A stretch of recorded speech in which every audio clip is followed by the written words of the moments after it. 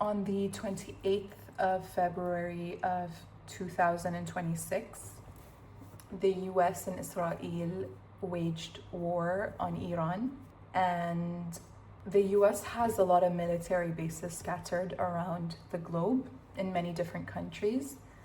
And one of the countries that it has one of its bases in is Bahrain, where I'm from.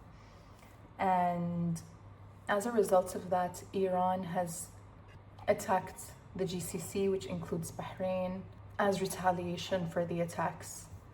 And ever since this has happened, I've been really angry. I've been feeling helpless and anxious, waiting for all of this to end.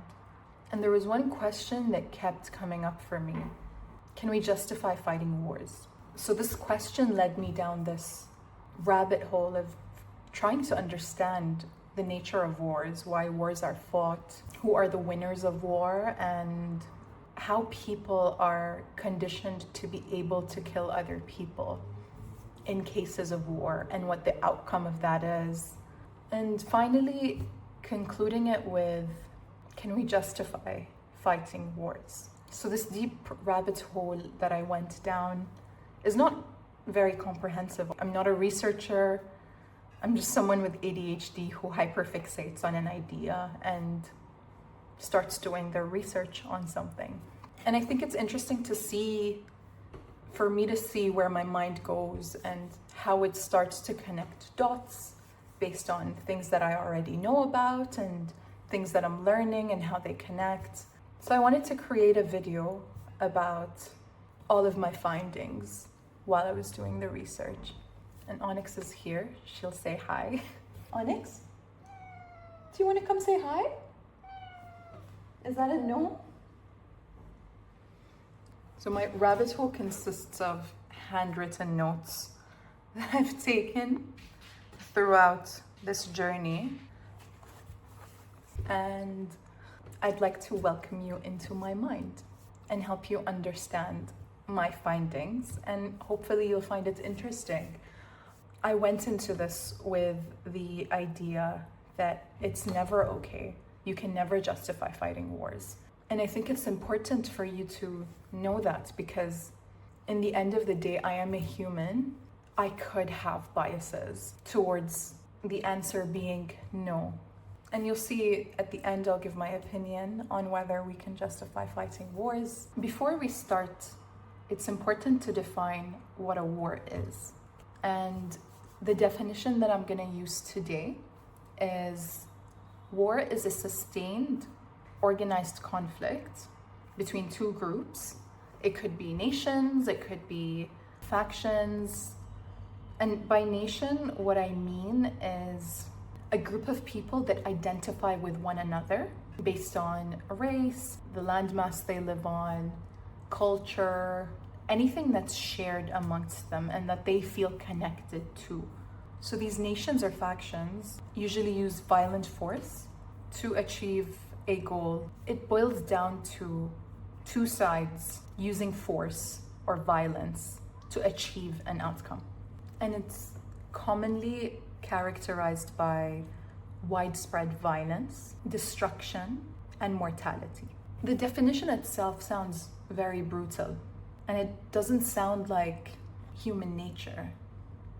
I think human nature can be violent, but not to the extent of wars and the destruction and the mortalities that are caused by wars. So considering that this is the meaning, the next question that I ask myself is, why? Why do we need to go to such lengths to settle disputes? Why do we cause such mass destruction in order to achieve an outcome? Hey, Onyx. She decided she wants to be a part of this video, so she's gonna be a part of this video.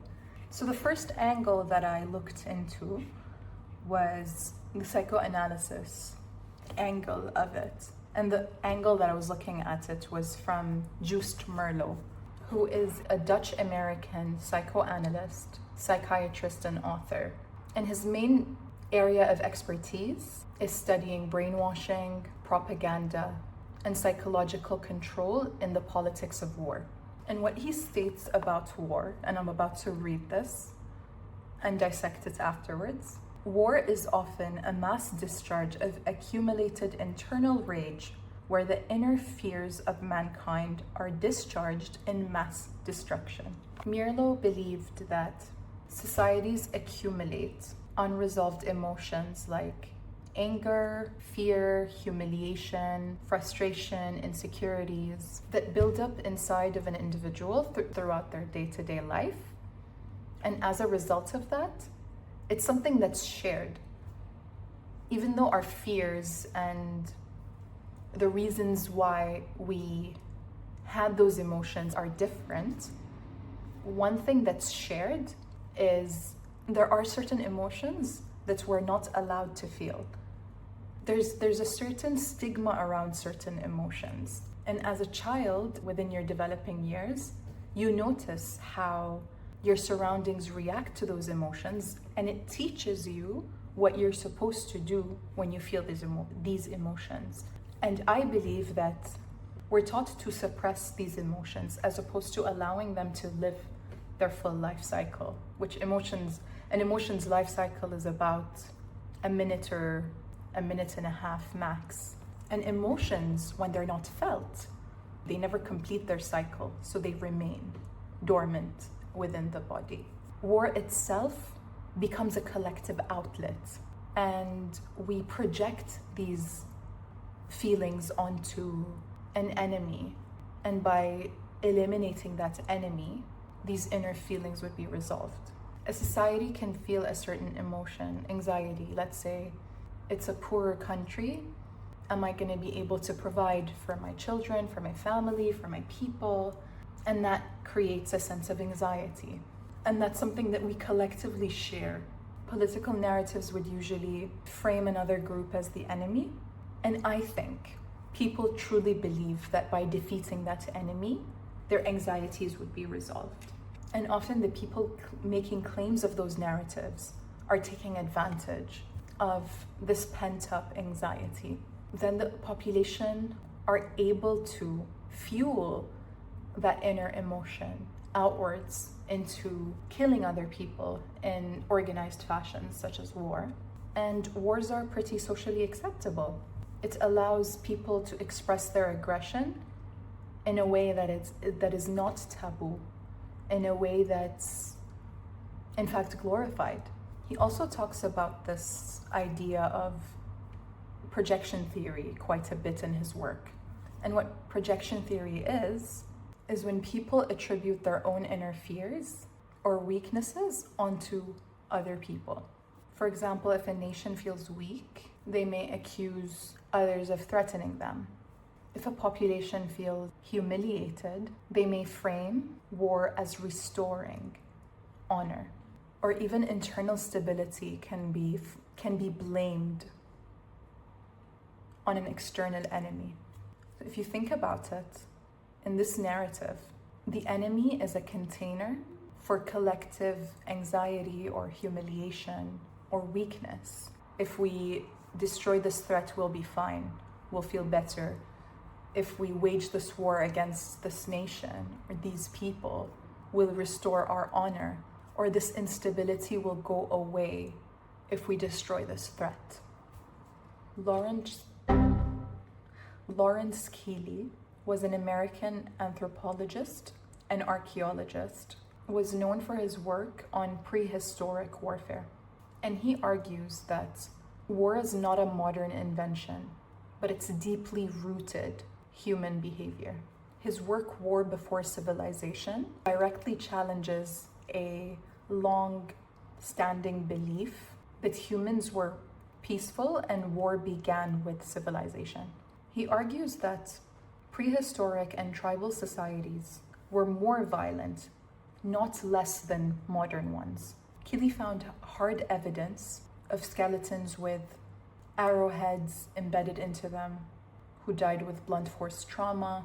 He also found mass graves, which he suggests are massacres as a product of war, fortified settlements, which he says are signs of raids, ambushes, or territorial defense. And he says that this has appeared across many different continents at different times.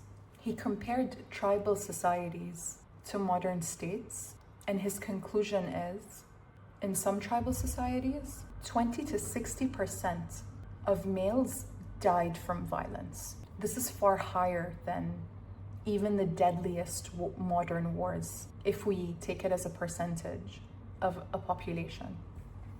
I think World War I was about 1% of the world, if I'm not mistaken. This is a fact that I remember from high school. So his argument is stating that even though modern wars feel massive, per capita, earlier societies could have been more lethal. Another thing he argues is that a war doesn't require an army or governments that create such a well-organized system. He argues that in these societies, ambushes, raids, revenge killings were the common thing that were used. And he argues that they're still organized and intentional on inflicting the damage. So in his argument, you just need groups with identities and a reason for that conflict. His work's also been heavily criticized. He overgeneralizes from very limited evidence. Margret Meed, who was an American cultural anthropologist, her critique is Keely uses archaeological sites and specific tribal societies and extends that to all of humanity. And archaeological evidence is often fragments of the greater picture and not the whole picture.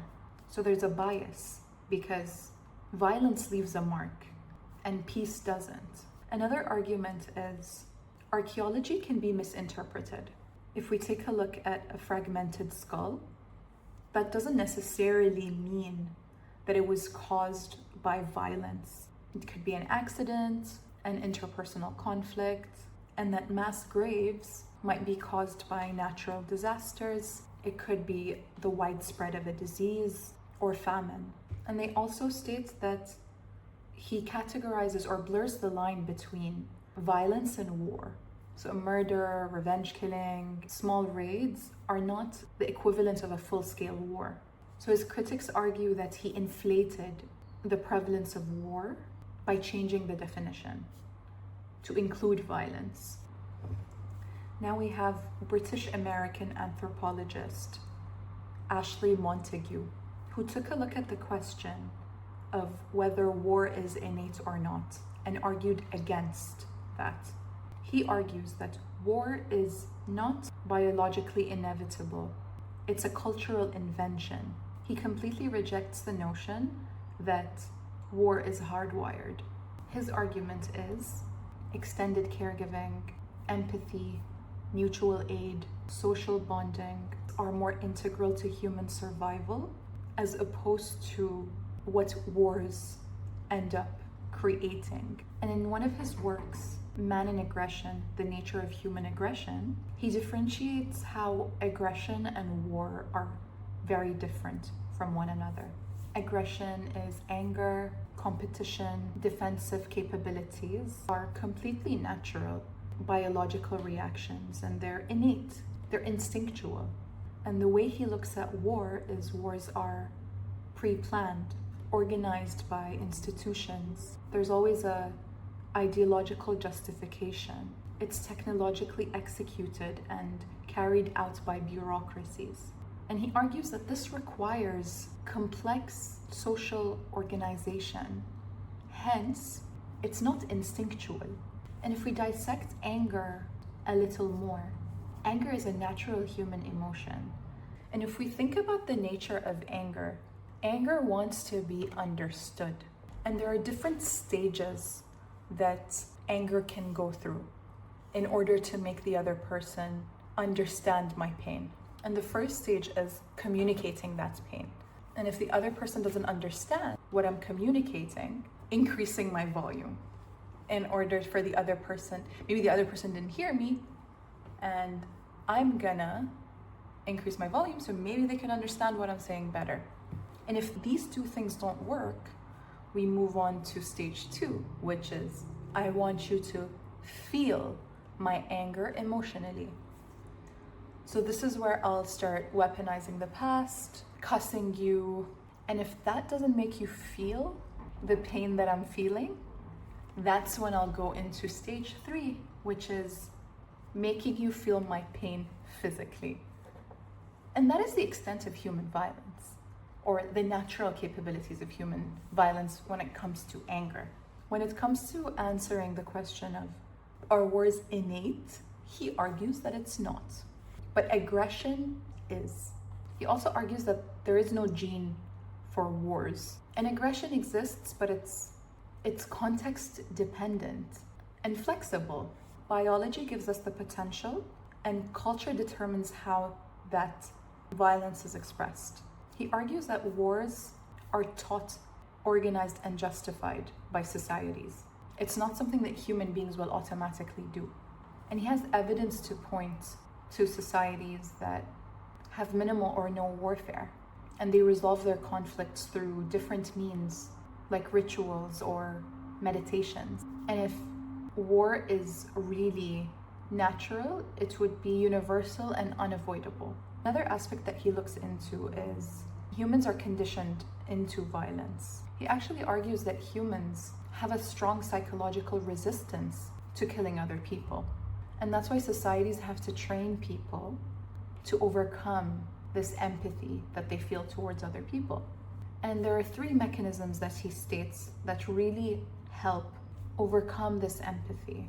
And the first one is dehumanization, framing people as human animals, monsters, existential threats.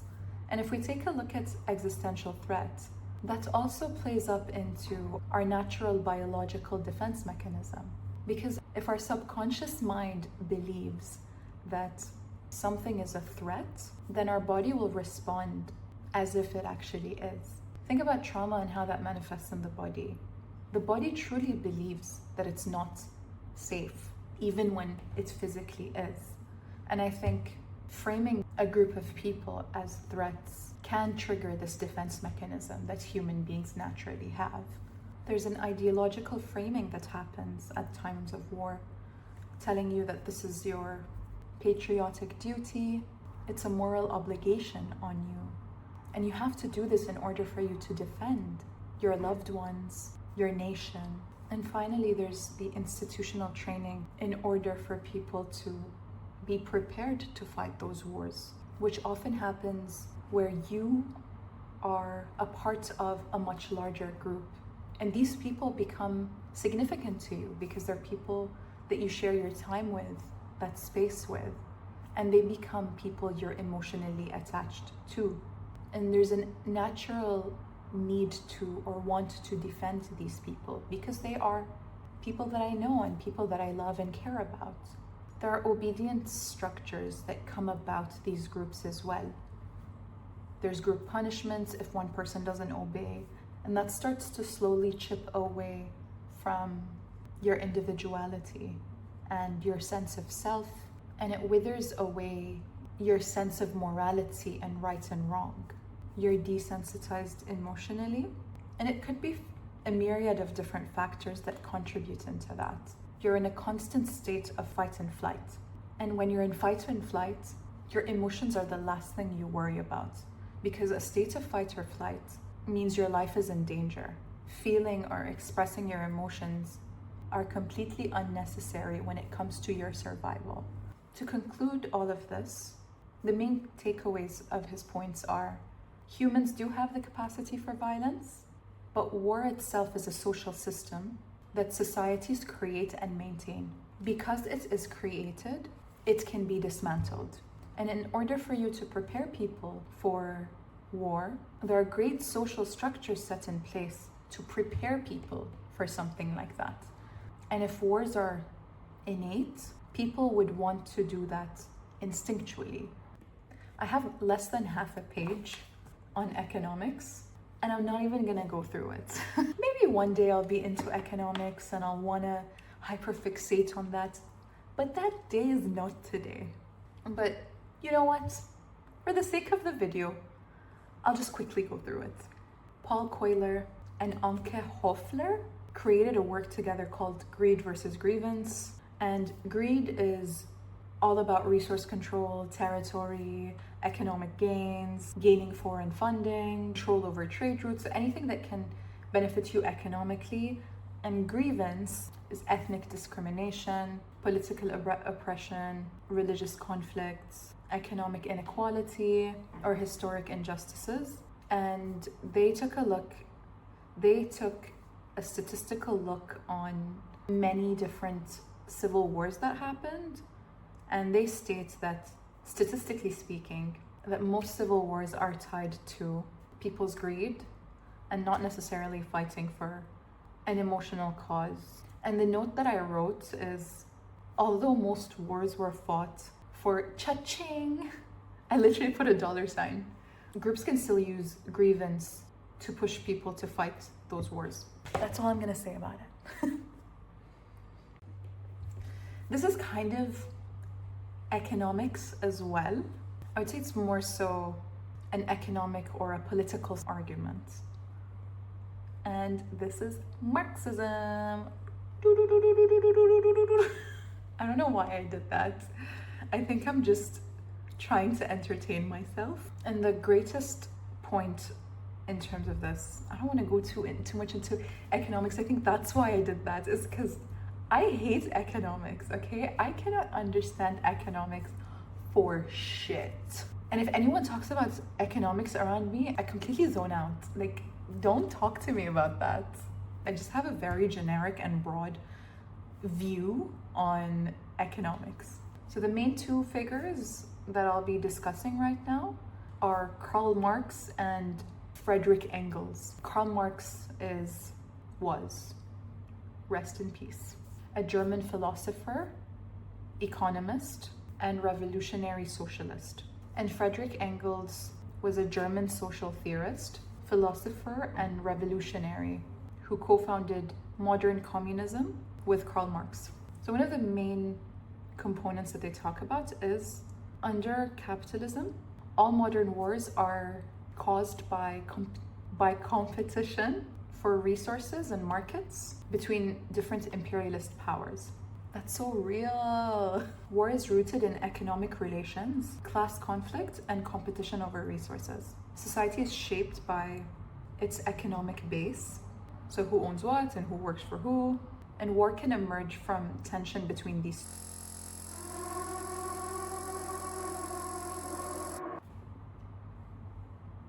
War. Let me close my window. I just need to orient myself for a second because sounds can make me feel tense.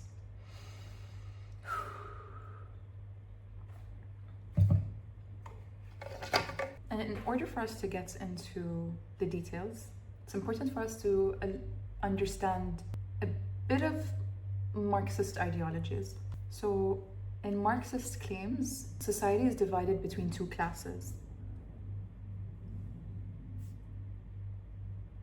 That's the sound. The bourgeoisie, who own a majority of the capital, and the proletariats, who work to help the bourgeoisie create their capital.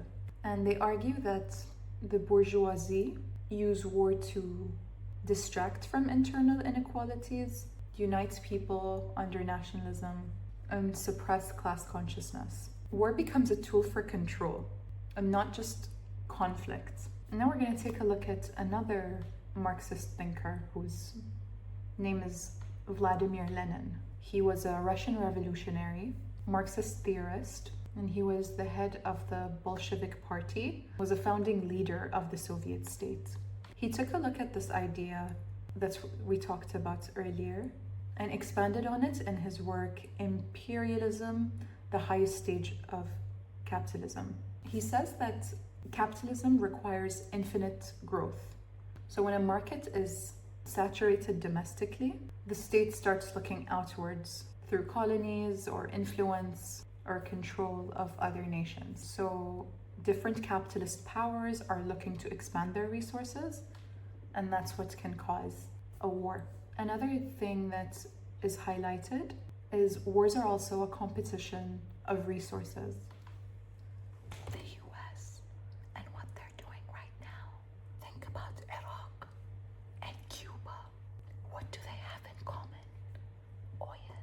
trade routes, land, cheap labor. So colonial wars are fought to access raw materials, or it's about getting into a strategic region. Wars are often about controlling production and distribution. Marxists also argue that wars are profitable.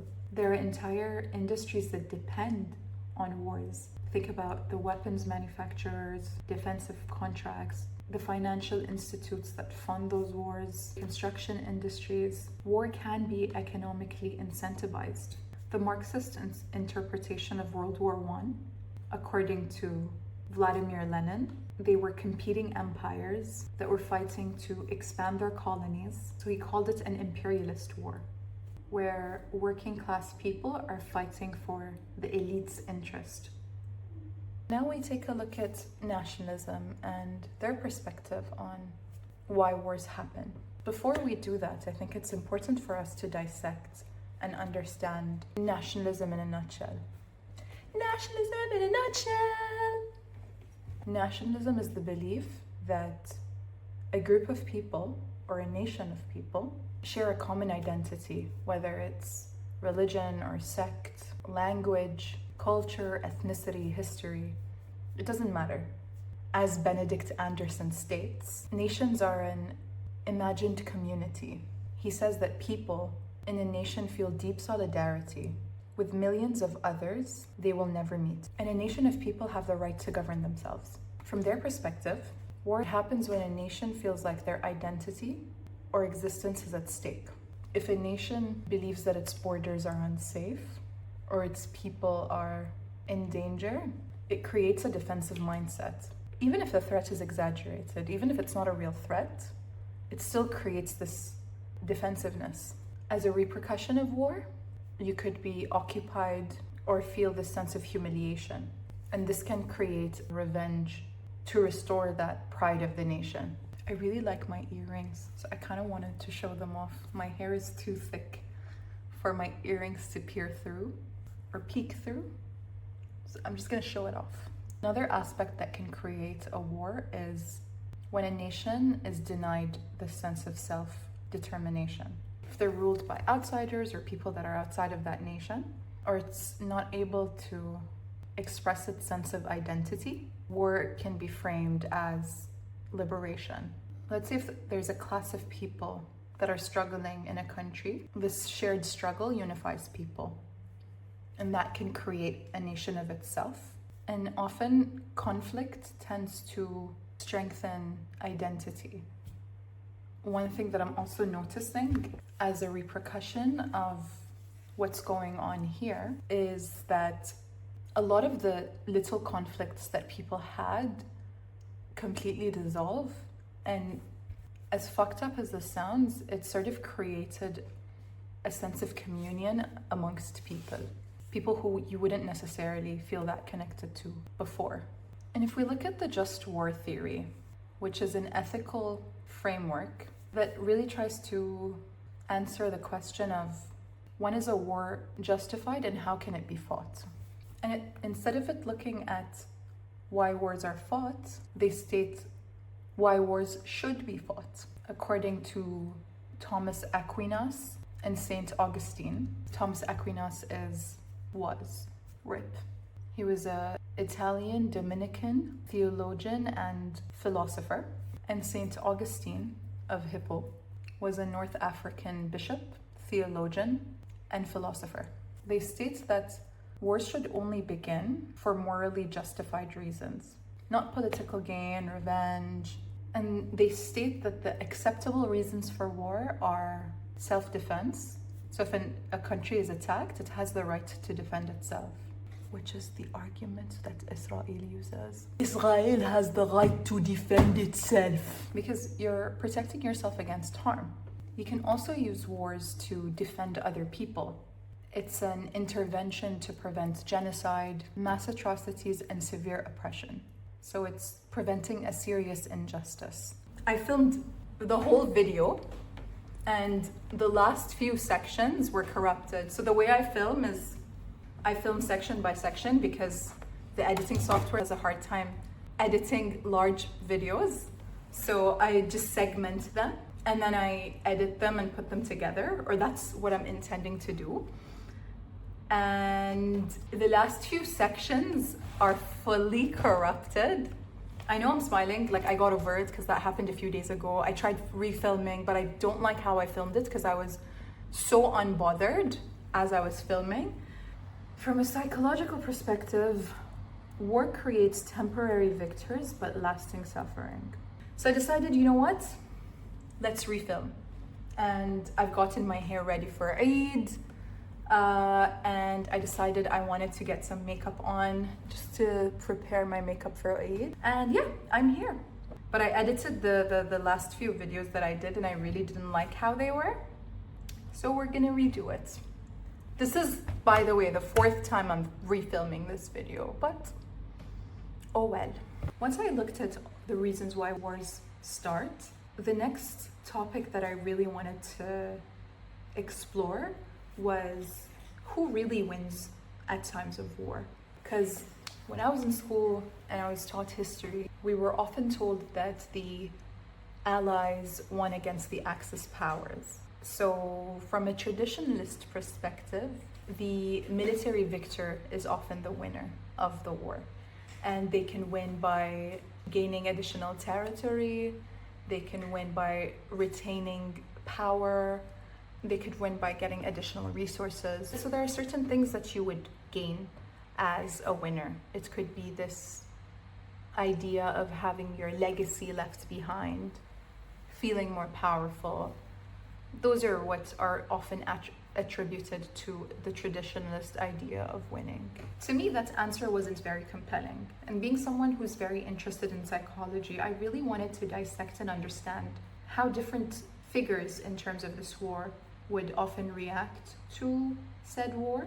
So the first part that I wanted to look at were the power structures, or the leaders who led the war in the first place, who obviously did not partake in the war, but waged the war and had pawns that fought that war for them. I have to say that, I feel like. So the leaders or the power structures are the ones that win territory and they leave their legacy behind. They gain influence and a symbolic dominance amongst people. And oftentimes their authority is reinforced on the people. And sure, maybe from a traditional sense, you did win that war. That is true. You got the outcome that you wanted. That is potentially a truth. But another truth is that a lot of people lost their lives. Infrastructure was destroyed, there was environmental damage, and the larger or longer the war took, the more damages are caused.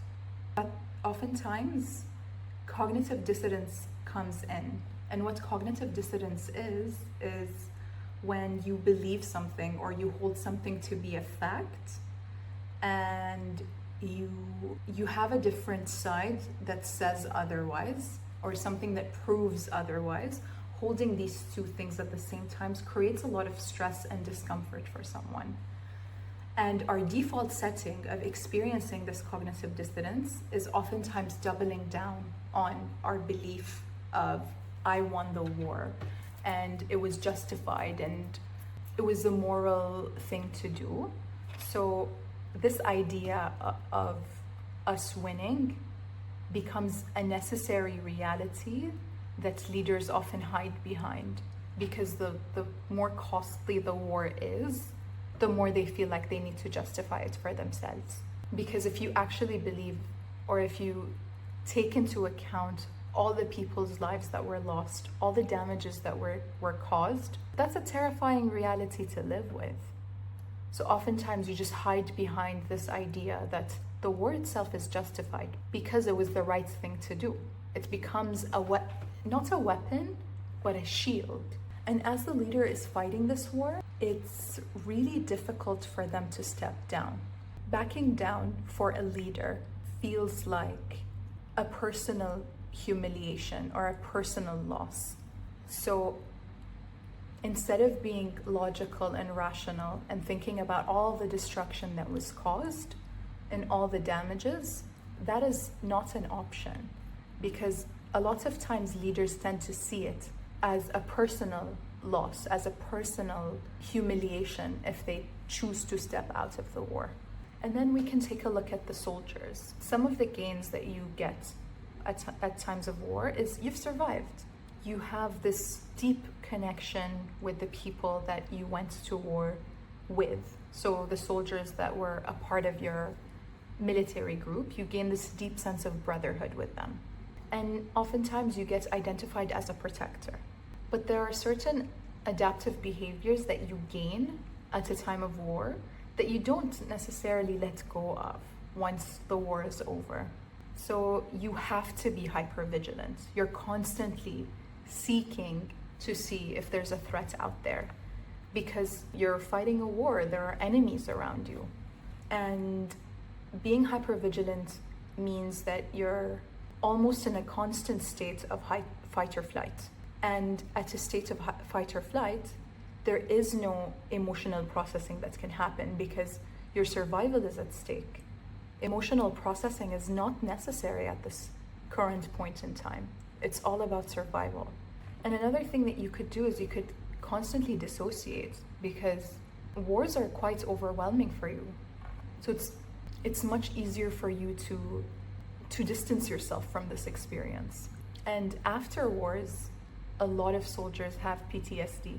And in a nutshell, what PTSD is let's think of a neurotypical person and how they experience memories versus PTSD. So let's say I see a red car and I remember my ex because he had a red car. That's gonna make me feel a little sad in the moment, right? But I'm also aware that I have a memory right now. So there's this dual awareness that's present. This red car reminds me of something in my past, but I'm aware that I'm here physically and I'm safe and I'm okay. PTSD is quite different. When I see this red car, when there's a trigger, whether it's using any senses, something that's a trigger can oftentimes make me re-experience what's happened. Whenever you experience a memory, you have this dual awareness that I'm safe and I'm here. But with PTSD, you're re-experiencing the memory. You feel like you're there in that moment. There is no dual awareness. I don't think that I'm here, I think I'm there. Some soldiers also experience survival's guilt. So why wasn't I killed? Why was my friend killed? He has 6 kids, I don't have any. Why did I survive? Some people also experience moral injuries, especially people who don't believe in killing other people. It could what they did at the time of war can directly contradict their own values. Some people can also experience a loss of purpose because wars have clear objectives and a strong identity that comes with it. You feel like you're fighting for something that's much greater than yourself.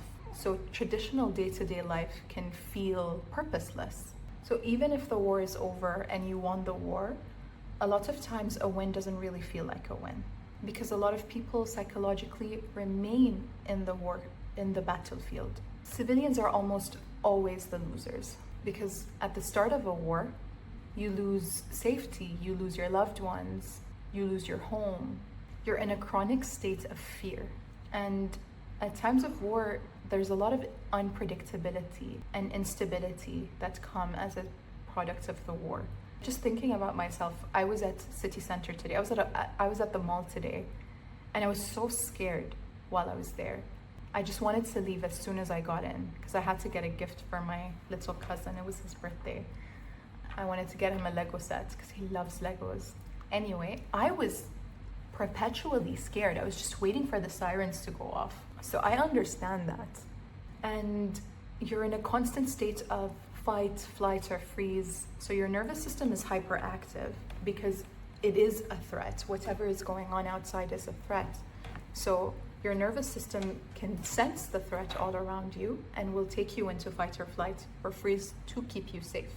So there's a lot of anxiety or panic or anger that can be a byproduct for the civilians while they're in the war. And sometimes it can be so overwhelming that you have to numb out your emotions because it's way too much to process right now. My nervous system is already activated, so I just need to numb out these feelings. I cannot feel these feelings right now. It's not safe for me to feel these feelings right now. And you can lose trust in the world. There is this sense of helplessness that comes along with being a civilian in a war. Some of the long-term effects, and not always, are if war itself becomes a trauma for anyone, it could be something that can get passed down from generation to generation. It can be an intergenerational trauma. So if I'm hypervigilant and I constantly seek out threats around the world, that's something that I can pass down to my child, because my world is governed by fear and not safety. And by being hypervigilant all the time, my child looks up to me. That's what they learn from me. And that's how an intergenerational trauma can happen.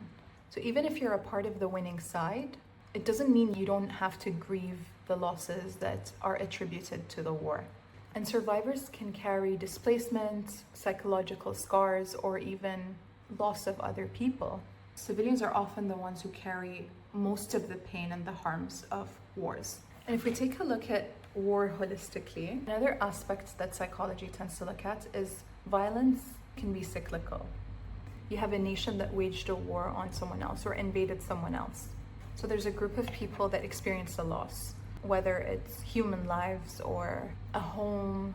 It's really scary when you're being invaded. People's emotional states become one of fear, anger, and grief. When a nation is being invaded or attacked, a lot of different meanings can be made. My friend was killed. I can look at the nation that attacked as the enemy, or the meaning I make out of it is we are wronged, or I can't let this happen to us again. So a lot of times when there's a sense of fear, it's hard for us to think rationally because our nervous system is activated. So we can oversimplify things to good versus evil. And sometimes we feel so much pain that it's so much easier for us to just externalize it to someone else. So they are the reason why I feel all of this pain. So by killing them, the pain is removed. And there can be a moral polarization where they are wrong and I am right. So that can become a part of the collective identity. And media, education can really reaffirm that idea. So pain becomes ideology. My threat system is going to get more sensitive because I failed to perceive that threat. So I'm going to become hypervigilant as a product of that to ensure that I can keep myself safe. It's your nervous system trying to keep you safe. And what that looks like in the nervous system of an individual is I'm more so in fight or flight than I am in safety. So because I'm in this constant state of fight or flight, I feel like I have to protect myself.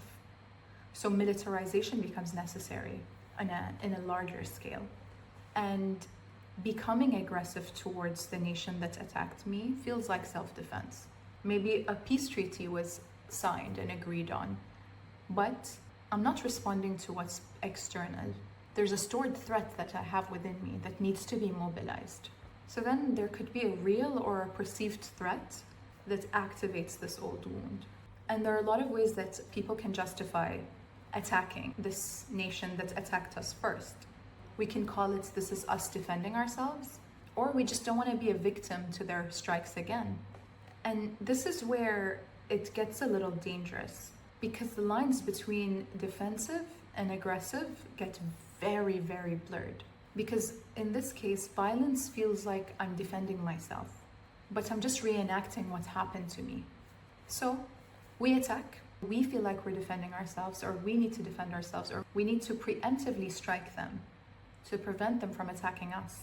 And when you attack the other side, you're creating that same wound that you have internally for the other person. So then the dynamics are mirrored. Each side becomes what they fear.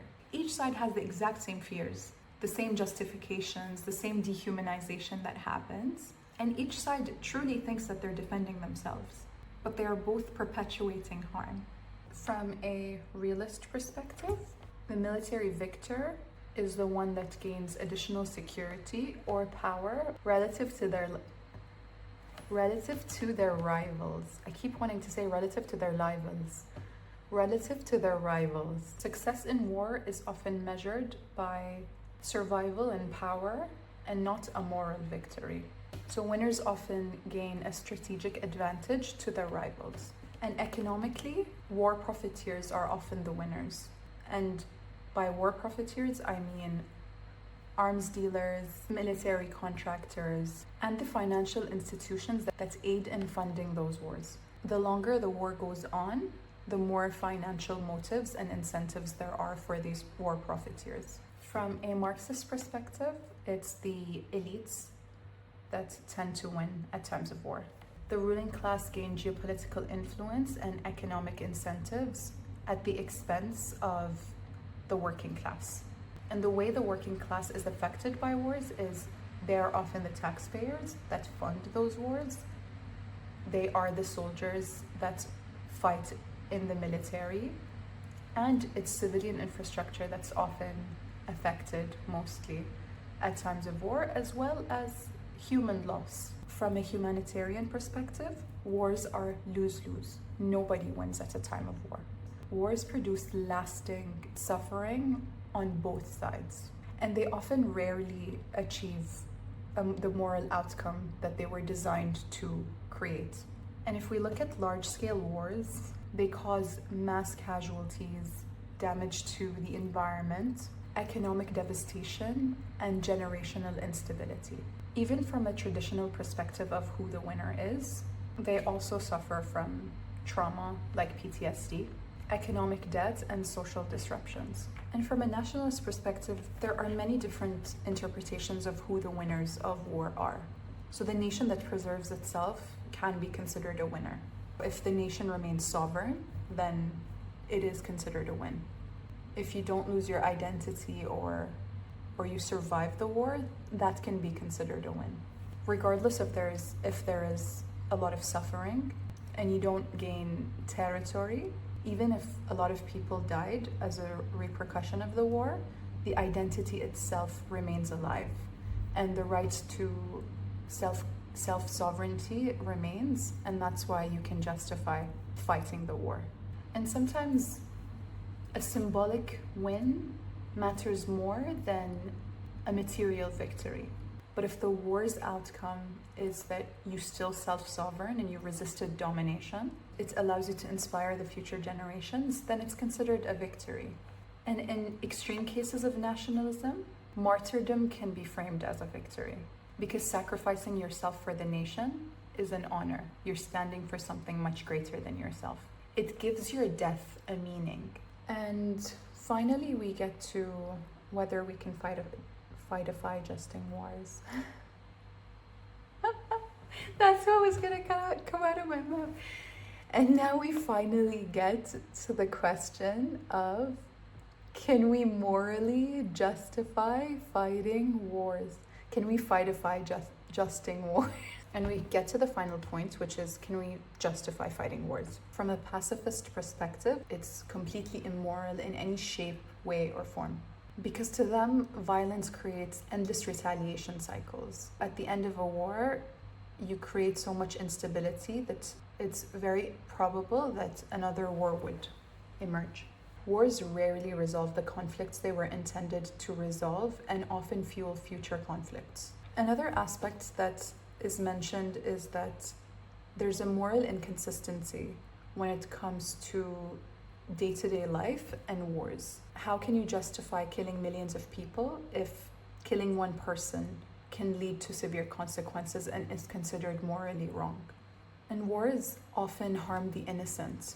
Under pacifism, the ethical response is peaceful protests, non-violent resistance, and civil disobedience.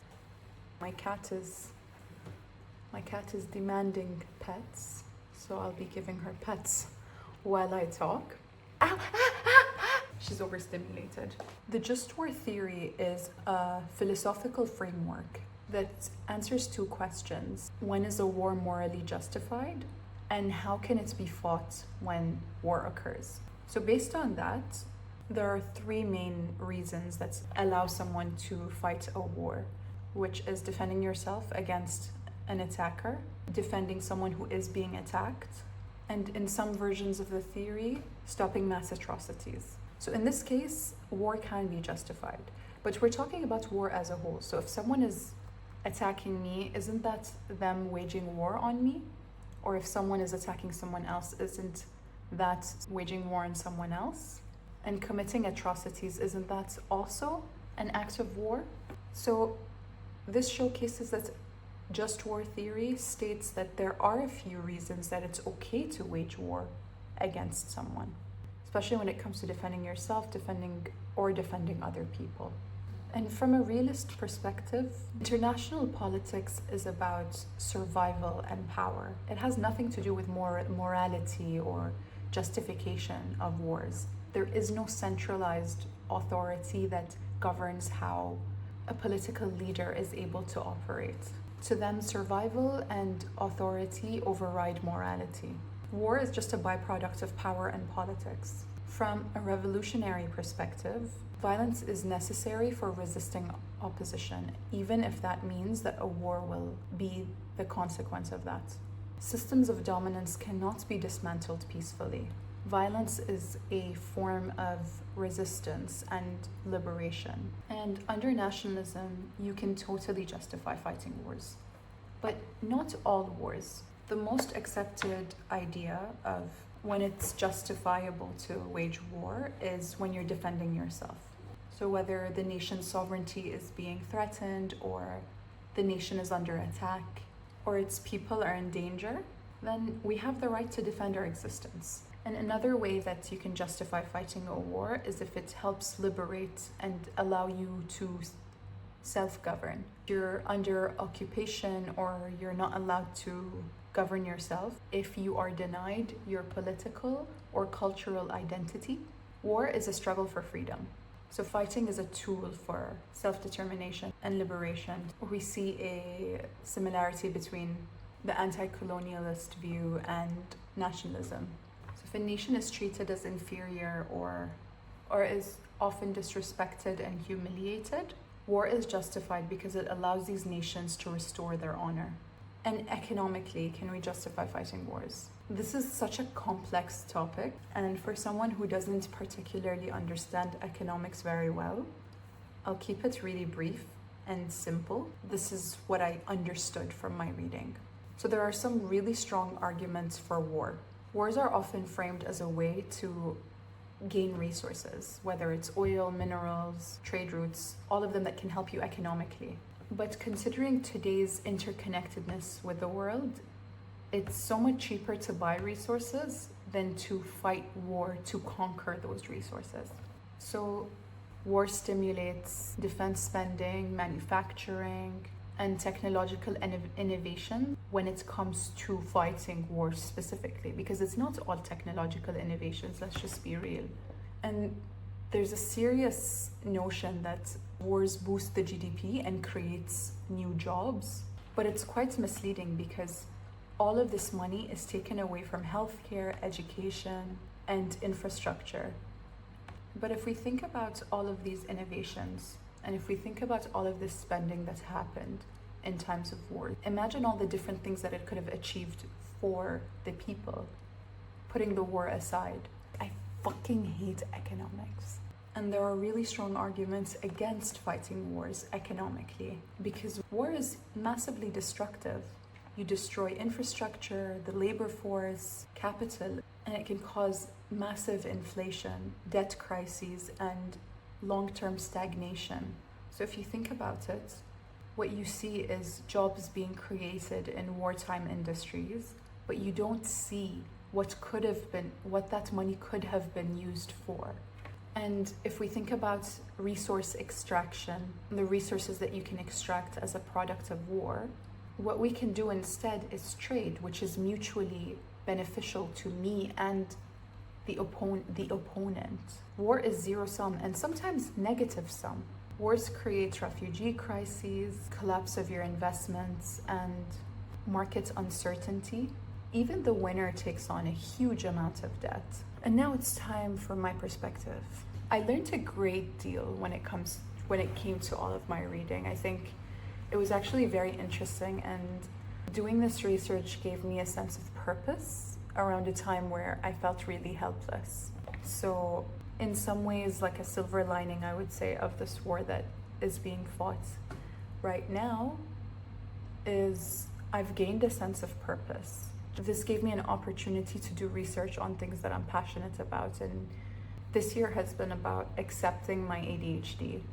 I have a lot of shame and guilt that I feel towards a lot of my symptoms that are a part of my ADHD. And I think this is a really nice creative way for me to channel my hyperfixations that are a product of my ADHD. But we're putting all that aside, and we're just going to talk about whether I can justify wars being fought or not. Hello, Editing Farah here. I realized that I missed a very important point in my video. And wars are when two forces are violent against one another. One thing I failed to mention is that I am also against violence that is one-sided. I think we can focus on finding alternative ways to resolve conflict. And one of those ways is by humanizing one another. And instead of seeing other people as enemies, understanding that they're humans who have lived lives and have their own perspectives because of the experiences that they've had. I feel like I need to add this in there because if one side is being violent against another, then it creates this whole aggression cycle that just never ends.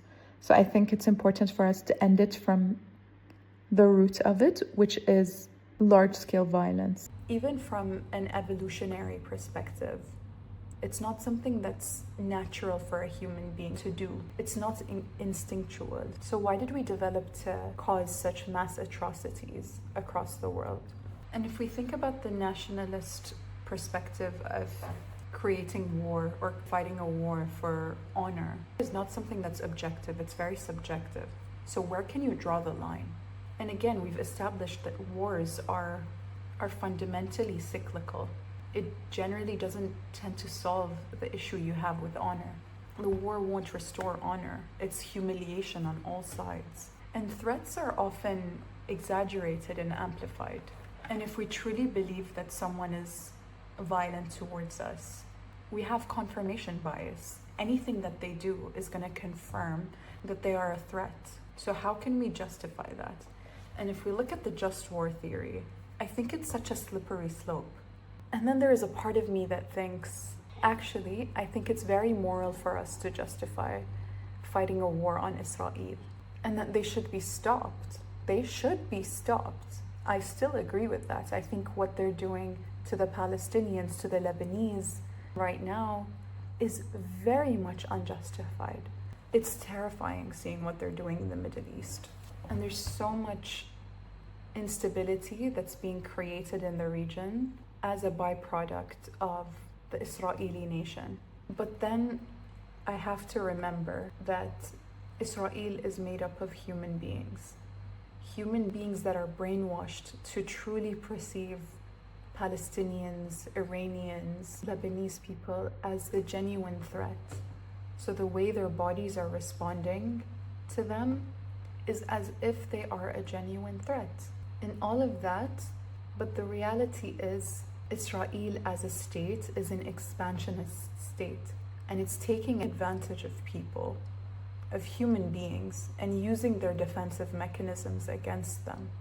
And it makes me feel really upset that they're committing such mass atrocities against a large set of people without feeling upset or angry at themselves for what they're causing. But then again, I have to remember that we are all humans, and there are some really vile, disgusting, despicable people out there that take advantage of average day-to-day people to further their agendas, to expanding their powers. And that's deeply sickening and scary. Think about the invasion of Iraq. It had nothing to do with Iraq wanting to build weapons of mass destruction. But if the government frames a war as defensive and that they are an imminent threat, the way the American soldiers are going to respond to that is as if it really is a threat. It doesn't matter if it's real or not. And what I find really sad about Israel is the government itself is not concerned about people's safety and security. all it cares about is expanding itself, is growing. And what I find really terrifying is that Israeli nationals have become what they fear the most, that they're perpetuating violence in the name of defense. And I truly believe that the people of Israel genuinely believe that they're defending themselves and that they're not the perpetuators. Just looking at the way that they speak, they genuinely think defending themselves. And I think at this point, it's really difficult for them to even comprehend that they are the perpetuators of violence, because we did all this for what? We are defending ourselves is protect them from coming face to face with the mass atrocities that they committed against the Palestinians, against the Lebanese. But anyway, I digress. Something that I found really interesting and incredible is nationalism is such a powerful tool. It can be a very beautiful tool for us to use, or it can be very destructive. Nationalism allows you to feel very connected to a lot of people that you don't even know. And I think it's a tool that we can all use to connect to our shared humanity. That allows us to feel connected to everyone across the world, instead of it being to a small set of people, and that allowing us to create an us versus them mentality. I think, why not extend this feeling of being so interconnected to everybody? I don't justify fighting wars. I just wish that we could live in a world where we all connect through our shared humanity, that we all start seeing each other as human beings, that we all at least tolerate each other and view each other as equals. No one is an existential threat. We are all human beings. Think about all the money that goes into fighting wars. Think about all the time that we spend doing research and development on weapons. Think about all the money that goes into buying these weapons. Think about where that money can be channeled to. I think instead of fighting wars, we need to focus a lot more on diplomacy. We need to focus a lot more on creating effective frameworks for dialogue between people. I think all of the consequences that come out of war as well, it's very difficult for me to justify it. Considering the destruction, the dehumanization, the long-term repercussions that come as a byproduct of war, it's very difficult for me to justify that. And I have to say that I think under most circumstances, wars are absolutely not justified. I cannot justify fighting wars. And I'd like to end this with lyrics to a song that I have been listening to quite a bit since the war started. And the song is called Right in Two by Tool. Monkey killing monkey over pieces of the ground. Silly monkeys, give them thumbs, they make a club to beat their brother down. How they've survived, so misguided, is a mystery. Repugnant is the creature who would squander their ability to lift their eyes to heaven, conscious of their fleeting time here. Thank you.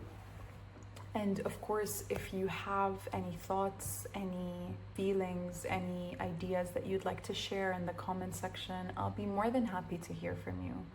I'm here to grow. I'm on earth to learn. And if you'd like to teach me something that I don't know, feel free. I would love to hear from you, especially my 3 subscribers. Goodbye. Onyx, say goodbye. Goodbye. Goodbye.